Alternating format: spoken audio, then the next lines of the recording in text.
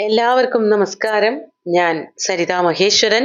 ഇന്ന് ശ്രീമദ് വാൽമീകി രാമായണത്തിന്റെ ബാലകാണ്ഡത്തിലെ 21ാമത്തെ സർഗത്തില് 16 മുതൽ 22 വരെയുള്ള ശ്ലോകങ്ങളാണ് നമ്മൾ പഠിക്കാൻ പോണത്. ഈ 22ാമത്തെ ശ്ലോകത്തോട് കൂടിയിട്ട് ഈ സർഗവും തീരാണ്. ഇതില് 21 വരെയുള്ള ശ്ലോകങ്ങള് അനുഷ്ടുപ്പ് വൃത്തത്തിലും 22ാമത്തേത് പുഷ്പിതാഗ്ര വൃത്തത്തിലുമാണ് കവി രചിച്ചിരിക്കുന്നത്. കഴിഞ്ഞ ദിവസം പറഞ്ഞു നിർത്തിയത് വിശ്വാമിത്രൻ എങ്ങനെയാണ് അസ്ത്രങ്ങളെ പറ്റിയിട്ടുള്ള അറിവ് അല്ലെങ്കിൽ അസ്ത്രങ്ങൾ എങ്ങനെയാണ് കൈവശം വന്നത് എന്നുള്ളതാണ്.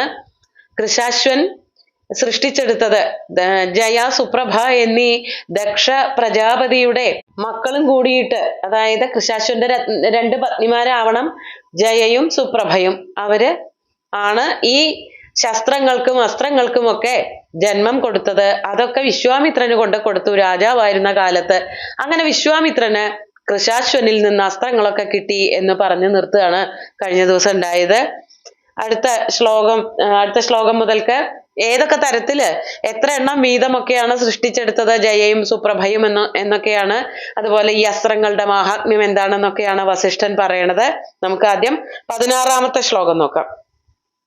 പഞ്ചാശതം സുതാൻ ലേഭേ ജയാ ലബ്ധവരാ പുരാ വധായാസുരസൈന്യാനാം അക്ഷയാൻ കാമരൂപിണ.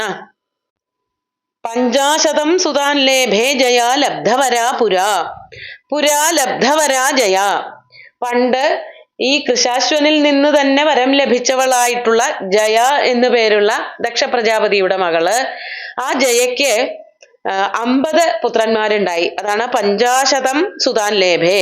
ജയയ്ക്ക് 50 പുത്രന്മാരെ കിട്ടി. എങ്ങനെയുള്ളവരായിരുന്നു അവര്? കാമരൂപിണ അക്ഷയാൻ അസുരസൈന്യാനാം വധായ 50 സുതാൻ ലേഭേ. കാമരൂപികളായിരുന്നു അസ്ത്രങ്ങള് എന്ന് ഇവിടെ പറയുന്നുണ്ട്. അതായത് രൂപം മാറാൻ പറ്റുന്ന അസ്ത്രങ്ങളാണ്. പലതരത്തില് ആക്രമണകാരികളായിട്ട് ഭവിക്കുന്ന അസ്ത്രങ്ങളായി തീരാൻ ഇവയ്ക്ക് ശക്തി ഉണ്ടായിരുന്നു അത്രേ. മാത്രമല്ല അക്ഷയാൻ, നാശമില്ലാത്തത്. അസുര സൈന്യങ്ങളെ വധിക്കുന്നതിന്, ആക്രമണകാരികളായിട്ടുള്ള അസുരന്മാരെ വധിക്കാൻ തക്ക പ്രാപ്തിയുള്ളതായ ശക്തിയുള്ളതായ 50 പുത്രന്മാര് അല്ലെങ്കിൽ 50 അസ്ത്രങ്ങള് ജയയ്ക്ക് ആദ്യമേ ലഭിക്കുകയുണ്ടായി. ഇനി സുപ്രഭയുടെ കാര്യമാണ് അടുത്ത ശ്ലോകത്തിൽ പറയണത്. 17ാമത്തെ ശ്ലോകം നോക്കൂ. സുപ്രഭാജനയച്ചാപി പുത്രാൻ 50 പുനഃ സംഹാരാൻ നാമ ദുർധർഷാൻ ദുരാക്രാമാൻ ബലീയസ. സുപ്രഭയ്ക്കും ഇതുപോലെ തന്നെ 50 പുത്രന്മാരെ ലഭിച്ചു. അങ്ങനെയാണല്ലോ 100 പുത്രന്മാരെ കൃശാശ്വൻ രാജാവിന് കൊണ്ട് കൊടുത്തത്. സുപ്രഭ ച അഭി.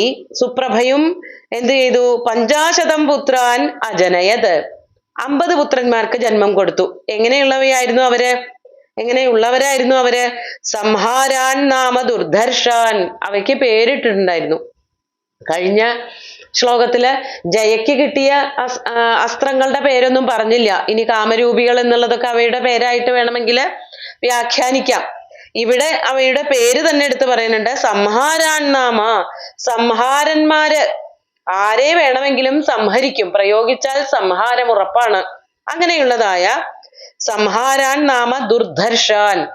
ആർക്കും തടയാൻ പറ്റാത്ത അത്രയ്ക്ക് ശക്തമായിട്ടുള്ള, ആരുടെ നേർക്കാണോ പ്രയോഗിക്കുന്നത് അവരുടെ മരണം ഉറപ്പായിട്ടുള്ളതായ അത്രയ്ക്ക് ശക്തമായിട്ടുള്ള ബലീയസ ദുരാക്രാമാൻ.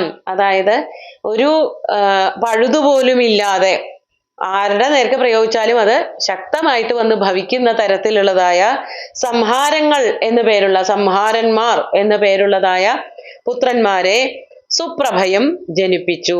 അങ്ങനെ ജയയ്ക്ക് 50 മക്കളുണ്ടായി. അതുപോലെ സുപ്രഭയ്ക്കും ഉണ്ടായി 50 മക്കള്. അങ്ങനെ 100 മക്കള്. അവരുടെ ശക്തി എന്ന് പറഞ്ഞാൽ അറിയിക്കാനൊന്നും പറ്റില്ല. ആരുടെ നേർക്കാണോ പ്രയോഗിക്കുന്നത് അവര് തീർച്ചയായിട്ടും മരിച്ചു പോകുമെന്നുള്ള കാര്യത്തിൽ യാതൊരു സംശയവുമില്ല. ഇനി അവയെ പറ്റിയിട്ട് അടുത്ത ശ്ലോകത്തിൽ പറയാണ്. 18ാമത്തെ ശ്ലോകം നോക്കൂ. താനി ശാസ്ത്രാണി വേത്യേഷ യഥാവത് കുശികാത്മജ അപൂർവാണാം ച ജനനേ ശക്തോ ഭൂയശ്ച ധർമ്മവിദ്. താനി ച അസ്ത്രാണി വേത്യേഷ യഥാവത് കുശികാത്മജ. ഈ അസ്ത്രങ്ങളെ പറ്റിയിട്ട് വിശ്വാമിത്രന് അറിവില്ല എന്ന് നിങ്ങൾ വിചാരിച്ചോ? അല്ലയോ മഹാരാജാവേ, കുശികാത്മജ യഥാവത് താനി അസ്ത്രാണി വേത്തി ഏഷ കുശികാത്മജ. ഈ കുശികാത്മജന് ഈ 100 അസ്ത്രങ്ങളെ പറ്റിയിട്ടും നല്ല അറിവുണ്ട്. പിന്നെ എന്തിനാ ഇവിടെ വന്നത് എന്നാണെങ്കിൽ അത് ശ്രീരാമന്റെ ഉന്നതിക്ക് വേണ്ടിയിട്ടാണ്, അല്ലാതെ വിശ്വാമിത്രന് ഒരു കാര്യലാഭത്തിന് വേണ്ടിയിട്ടൊന്നുമല്ല ഇവിടെ വന്നിരിക്കുന്നത്. അദ്ദേഹത്തിന് ഈ പറഞ്ഞ ആക്രമണങ്ങൾക്കൊക്കെ നല്ല പ്രാപ്തിയുണ്ട്, ചെയ്തിട്ടുള്ള ആളുമാണ്. പക്ഷെ ഇവിടെ വന്നിരിക്കുന്നത് രാമന് വേണ്ടിയിട്ടുള്ള വരവാണ്. അതാണ്. അപ്പോ ഇനി അത് മാത്രമല്ല, ഈ 100 അസ്ത്രങ്ങളെ പറ്റിയിട്ടും അറിയാം. പോരാത്തതിന് അപൂർവാണാം ച ജനനേ ശക്തോ ഭൂയശ്ച ധർമ്മവിത്, ധാർമ്മികമായിട്ട് സകല കഴിവുകളും ഉള്ളവനായിട്ടുള്ള ഈ വിശ്വാമിത്ര മഹർഷി, അദ്ദേഹത്തിന് അപൂർവമായിട്ടുള്ള പുതിയ അസ്ത്രങ്ങളെ സൃഷ്ടിക്കാനും കഴിവുണ്ട്. പലതരത്തിലുള്ള മന്ത്രങ്ങള് അസ്ത്രങ്ങൾ രൂപപ്പെടുത്താനുള്ള കഴിവ് അതൊക്കെ വിശ്വാമിത്രന് നല്ലോണമുണ്ട്. ആക്രമണ ഉത്സുകതയൊക്കെ ഉണ്ട്. പക്ഷെ അതൊക്കെ ഇപ്പൊ തൽക്കാലം തടഞ്ഞു വച്ചിരിക്കുകയാണ്. ഇപ്പൊ അതൊന്നും ചെയ്യാൻ പാടില്ലല്ലോ. മാത്രല്ല ബ്രഹ്മർഷിയുമാണ്. അതുകൊണ്ട് ഇതൊക്കെ അറിയാവുന്ന ആളാണ് വിശ്വാമിത്രൻ എന്നുള്ളത് കൊണ്ട് രാമനെ വിശ്വാമിത്രന്റെ കൂടെ പറഞ്ഞയക്കാൻ പേടിക്കണ എന്തിനാ? രാമന് കഴിവില്ല എന്നുണ്ടെങ്കിൽ വിശ്വാമിത്രൻ രക്ഷിച്ചോളും. അതാണ് ആദ്യം പറഞ്ഞത്, കഴിഞ്ഞ ദിവസം പറഞ്ഞത്. കയ്യിൽ അസ്ത്രമുണ്ടെങ്കിലും അസ്ത്രവിദ്യ ഉണ്ടെങ്കിലും അസ്ത്രവിദ്യ ഇല്ലെങ്കിലും രാമനെ പറഞ്ഞയക്കാൻ, അതായത് വിശ്വാമിത്രന്റെ കൂടെ പറഞ്ഞയക്കണതില് ഒട്ടും പരിഭ്രമിക്കേണ്ട കാര്യമില്ല. എല്ലാ തരത്തിലുള്ള അസ്ത്രവിദ്യകളും അറിയണ ആളാണ് വിശ്വാമിത്രൻ. അതുകൊണ്ട് ഇനി പുതിയത് വല്ലതും ഉണ്ടാക്കണോ, അതിനുള്ള കഴിവും ഉണ്ട്. 19ാമത്തെ ശ്ലോകമാണ്. തേനാസ്യ മുനിമുഖ്യസ്യ ധർമ്മജ്ഞസ്യ മഹാത്മന ന കിഞ്ചിദസ്ത്യ വിദിതം ഭൂതം ഭവ്യം ച രാഘവ. അല്ലയോ രാഘവ, അല്ലയോ ദശരഥ മഹാരാജാവേ, അസ്യ മുനിമുഖ്യസ്യ ധർമ്മജ്ഞസ്യ മഹാത്മന, ഇതൊക്കെ വിശ്വാമിത്രന്റെ വിശേഷണങ്ങളാണ്. മുനിമുഖ്യനാണ്, മുനിശ്രേഷ്ഠനാണ്, ധർമ്മത്തെ പറ്റി നല്ലവണ്ണം അറിയുന്ന വ്യക്തിയാണ്, മഹാത്മാവാണ്. അങ്ങനെയൊക്കെയുള്ള ഈ വിശ്വാമിത്ര മുനിക്ക് ഈ ലോകത്ത് അറിയാത്തതായിട്ടൊന്നുമില്ല തന്നെ. ന കിഞ്ചിദസ്തി അവിദിതം ഭൂതം, നടന്നുപോയ ഇപ്പോൾ നടക്കുന്നതായ കാര്യങ്ങളെ പറ്റിയിട്ടും അറിയാം. ഭവ്യം ച, വരാൻ പോണ കാര്യങ്ങളെ പറ്റിയിട്ടും നല്ലവണ്ണം അറിയാം. അതുകൊണ്ട് പറഞ്ഞു വരണത് മകനെ പറഞ്ഞയക്കാൻ പേടിക്കേണ്ട കാര്യമില്ല എന്നാണ്. വരാൻ പോകുന്നതും കഴിഞ്ഞു പോയതും ഇപ്പോൾ നടക്കുന്നതുമായ കാര്യങ്ങളെ പറ്റി നല്ല അറിവുള്ള ഒരാളുടെ കൂടെ മകനെ പറഞ്ഞയക്കാൻ എന്തിനാ പേടിക്കണത്? എല്ലാം നോക്കിക്കോളൂലോ. അതുകൊണ്ട് എല്ലാം അറിയുന്ന, വളരെ ശ്രീരാമന് എല്ലാ തരത്തിലുമുള്ള സംരക്ഷണങ്ങളും നൽകാൻ കഴിവുള്ള ഒരാളാണ് ഇപ്പോൾ വന്ന് വിളിച്ചിരിക്കുന്നത്. അത് മനസ്സിലാക്കൂ അല്ലയോ മഹാരാജാവേ എന്ന് ഓർമ്മിപ്പിക്കുകയാണ്. 20ാമത്തെ ശ്ലോകം നോക്കാം. ഏവം വീര്യോ മഹാതേജ വിശ്വാമിത്രോ മഹായശാഃ ന രാമഗമനേ രാജൻ സംശയം ഗന്തുമർഹസി. അതുകൊണ്ട് വിശ്വാമിത്രൻ എന്ന് പറഞ്ഞ ഈ ഒരു മഹാപ്രതിഭയുടെ, മഹാശക്തിമാനായിട്ടുള്ള ഋഷീശ്വരന്റെ കൂടെ മകനെ പറഞ്ഞയക്കാൻ ഒട്ടും അമാന്തിക്കേണ്ട കാര്യമില്ല, ഒട്ടും പേടിക്കേണ്ട കാര്യമില്ല. ഏവം വീര്യോ മഹാതേജ വിശ്വാമിത്രോ മഹായശാഃ, ഏറ്റവും വീര്യവാനായ, മഹാതേജസ്വിയായ, മഹായശസ്വിയായിട്ടുള്ള വിശ്വാമിത്രനാണ് ഇപ്പോൾ നമ്മുടെ മുമ്പിൽ നിൽക്കുന്ന ഈ മഹാമുനി. അതുകൊണ്ട് ന രാമഗമനെ, ഹേ രാജൻ, അല്ലയോ മഹാരാജാവേ, രാമനെ പറഞ്ഞയക്കുന്ന വിഷയത്തില് ഒട്ടും സംശയിക്കേണ്ട കാര്യമില്ല. ന സംശയം, സംശയിക്കേണ്ട, ഗന്തും അർഹസി, പേടിക്കുകയും വേണ്ട, പറഞ്ഞയച്ചോളൂ, തീർച്ചയായിട്ടും പറഞ്ഞയക്കണം എന്നാണ് വസിഷ്ഠൻ ദശരഥനോട് പറയണത്. ഒരു ശ്ലോകം കൂടിയുണ്ട്. 21ാമത്തെ ശ്ലോകം ഈ വിശ്വാമിത്രനെ വർണ്ണിക്കുന്ന ശ്ലോകമാണ്. അതിനുശേഷം ദശരഥന്റെ സമാധാനമായിട്ടുള്ള പറഞ്ഞയക്കലാണ് വർണ്ണിക്കുന്നത്. ആദ്യം 21ാമത്തെ ശ്ലോകം നോക്കാം. തേഷാം നിഗ്രഹണേ ശക്തഃ സ്വയം ച കുശികാത്മജ തവ പുത്രഹിതാർത്ഥായ ത്വാമുപേത്യാഭിയാചതേ. തേഷാം നിഗ്രഹണേ സ്വയം കുശികാത്മജ ശക്തഃ ച. തേഷാം എന്ന് പറഞ്ഞാൽ ഈ യജ്ഞത്തിന് വിഘ്നം നടത്തുന്നവരായ, വിഘ്നകാരികളായിട്ടുള്ള രാക്ഷസന്മാരെ നിഗ്രഹിക്കുന്നതിൽ, അവരെ വധിക്കാൻ സ്വയം കുശികാത്മജ ശക്ത, കുശികാത്മജൻ സ്വയം ശക്തനാണ്. അവരെയൊക്കെ വധിക്കാൻ പറ്റാഞ്ഞിട്ടല്ല.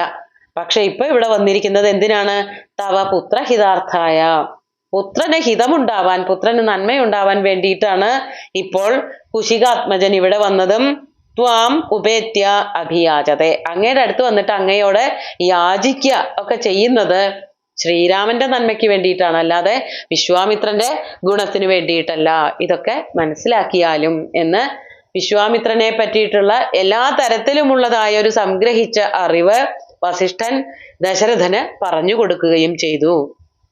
ഇത് കേട്ടിട്ട് എന്താണ് ദശരഥൻ ചെയ്തത് എന്നുള്ളതാണ് 22ാമത്തെ ശ്ലോകത്തില്. ഇതി മുനിവചനാത് പ്രസന്നചിത്തോ രഘുവൃഷഭശ്ച മുമോദ പാർത്ഥിവാഗ്ര്യ ഗമനമഭിരുരോച രാഘവസ്യ പ്രഥിതയശഃ കുശികാത്മജായ ബുദ്ധ്യാ. ഇതി മുനിവചനാത് പ്രസന്നചിത്ത പാർത്ഥിവാഗ്ര രഘുവൃഷഭ. ഇതൊക്കെ ദശരഥനെ പറ്റി പറയാണ്. ഇപ്രകാരം മുനിയുടെ, മുനി എന്ന് പറഞ്ഞാല് വസിഷ്ഠന്റെ വാക്കുകൾ കൊണ്ട് സന്തുഷ്ടചിത്തനായ, മനസ്സാകെ തെളിഞ്ഞു, പ്രസാദം വന്നു ഭവിച്ചു. അതായത് തന്റെ മകന് ഒന്നും സംഭവിക്കില്ല, എല്ലാ തരത്തിലുമുള്ള സംരക്ഷണം നൽകാൻ കഴിവുള്ള ആളാണ് വിശ്വാമിത്രൻ എന്ന് വസിഷ്ഠൻ പറയണതിൽ അപ്പുറം പിന്നൊന്നുമില്ലല്ലോ. അത് കേട്ട് സന്തുഷ്ടനായിട്ടുള്ള ആ രഘുവൃഷഭൻ എന്ന് പറഞ്ഞാല് രഘുപുങ്കവൻ, രഘുകുലത്തിൽ പിറന്ന ഏറ്റവും ശ്രേഷ്ഠനായിട്ടുള്ള രാജാവ് ദശരഥൻ, പാർത്ഥിവാഗ്രൻ ഏറ്റവും ഉത്തമനായിട്ടുള്ള രാജാവായിട്ടുള്ള ദശരഥൻ മുമോദ നല്ലവണ്ണം സന്തോഷിച്ചു. എന്നിട്ടോ ഗമനം അഭിരുരോച രാഘവസ്യ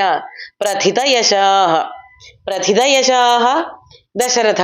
വളരെ വിശിഷ്ടമായ യശസ്സോടു കൂടിയിട്ടുള്ള ദശരഥൻ കുശികാത്മജായ രാഘവസ്യ ഗമനം. കുശികാത്മജായ എന്ന് വെച്ചാൽ കുശികാത്മജന് രാഘവനെ കൊടുക്കുക എന്നുള്ള പ്രവൃത്തി. കുശികാത്മജന്റെ കൂടെ കുറച്ചു കാലം ശ്രീരാമൻ പൊയ്ക്കോട്ടെ എന്നുള്ള ആ യാത്രയ്ക്ക് വേണ്ടിയിട്ടുള്ള ബുദ്ധ്യ അഭിരുരോച, മനസ്സോടു കൂടിയിട്ട് ശോഭിച്ചു. അതായത് ശ്രീരാമനെ വിശ്വാമിത്രന്റെ കൂടെ പറഞ്ഞയക്കാൻ വസിഷ്ഠന്റെ വാക്കുകൾ കൊണ്ട് അവസാനം ദശരഥൻ സമ്മതിച്ചു, സന്തോഷിച്ചു. ഇത്രയും കാര്യങ്ങളാണ് ഈ ശ്ലോകങ്ങളില്, ഈ 21ാമത്തെ സർഗത്തില് പറഞ്ഞു വച്ചിരിക്കുന്നത്. ഇന്നത്തെ ശ്ലോകങ്ങൾ നമുക്ക് ഒന്നുകൂടി ചൊല്ലി നോക്കാം. 50 സുതാൻ ലേഭേ ജയാ ലബ്ധവരാ പുരാ വധായാസുരസൈന്യാനാം അക്ഷയാൻ കാമരൂപിണ സുപ്രഭാജനയച്ചാപി പുത്രാൻ 50 പുനഃ സംഹാരാൻ നാമ ദുർധർഷാൻ ദുരാക്രാമാൻ ബലീയസ താനി ശാസ്ത്രാണി വേത്യേഷ യഥാവത് കുശികാത്മജ അപൂർവാണാം ച ജനനേ ശക്തോ ഭൂയശ്ച ധർമ്മവിത് തേനാസ്യ മുനിമുഖ്യസ്യ ധർമ്മജ്ഞസ്യ മഹാത്മനഃ ന കിഞ്ചിദസ്യ വിദിതം ഭൂതം ഭവ്യം ച രാഘവ ഏവം വീര്യോ മഹാതേജ വിശ്വാമിത്രോ മഹായശഃ ന രാമഗമനേ രാജൻ സംശയം ഗന്തുമർഹസി തേഷാം നിഗ്രഹണേ ശക്തഃ സ്വയം ച കുശികാത്മജ തവ പുത്രഹിതാർത്ഥായ ത്വാമുപേത്യാഭിയാചതേ.